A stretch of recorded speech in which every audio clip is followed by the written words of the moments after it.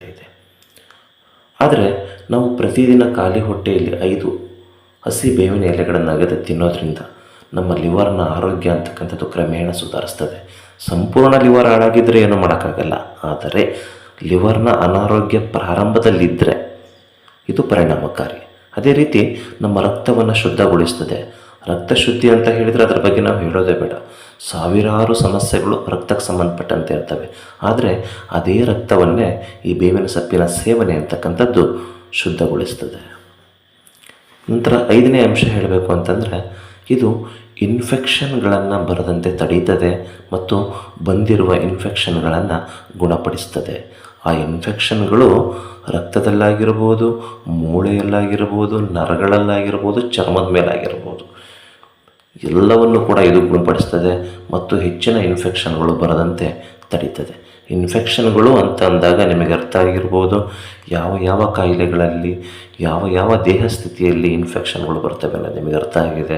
ಹಾಗಾಗಿ ದಯವಿಟ್ಟು ನಾಳೆಯಿಂದಲೇ ಖಾಲಿ ಹೊಟ್ಟೆಯಲ್ಲಿ 5 ಬೇವಿನ ಎಲೆಗಳನ್ನು ಅಗೆದು ತಿನ್ನೋಕ್ಕೆ ಪ್ರಯತ್ನ ಮಾಡಿ. ಅಗೆದು ತಿನ್ನೋದು ತುಂಬ ಒಳ್ಳೆಯದು.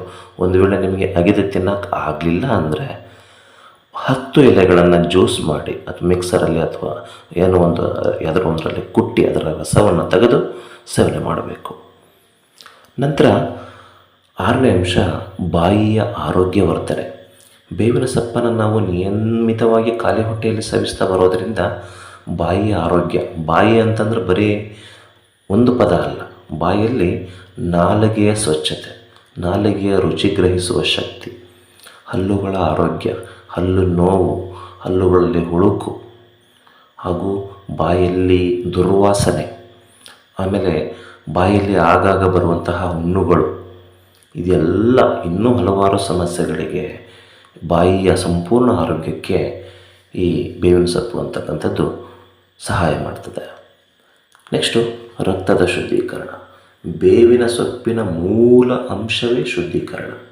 ಬೇವಿನ ಸೊಪ್ಪನ್ನು ಮನೆಯಲ್ಲಿ ಕಟ್ಟೋದ್ರಿಂದ ನಕಾರಕ ಶಕ್ತಿಗಳು ಯಾವ ರೀತಿ ಹೋಗ್ತವೆ ಅಂತ ಹೇಳ್ತಾರಲ್ಲ, ಅದೇ ರೀತಿ ಬೇವಿನ ಸೊಪ್ಪನ್ನು ದೇಹಕ್ಕೆ ಸೇರಿಸೋದ್ರಿಂದ ದೇಹ ಶುದ್ಧಿ ಆಗ್ತದೆ. ಪ್ರಮುಖವಾಗಿ ರಕ್ತ ಅಂತಕ್ಕಂಥದ್ದು ಶುದ್ಧವಾಗ್ತದೆ. ರಕ್ತಕ್ಕೆ ಸಂಬಂಧಪಟ್ಟಂತಹ ಯಾವುದೇ ಇನ್ಫೆಕ್ಷನ್ಗಳಿರಲಿ ಅದು ಸಂಪೂರ್ಣವಾಗಿ ಈ ಬೇವಿನ ಸೊಪ್ಪಿನ ರಸದಿಂದ ಗುಣವಾಗ್ತದೆ. ನಾನು ಮೊದಲನೇ ಅಂಶವನ್ನೇ ಹೇಳಿದ್ದೇನೆ. ಅಂತಹ ಪ್ರಮುಖ ಅಂಶಗಳೇ ಈ ಬೇವಿನ ಸೊಪ್ಪಿನ ನಿಯಮಿತ ಸೇವನೆಯಿಂದ ಸರಿಯಾಗ್ತಾ ಹೋಗ್ತದೆ.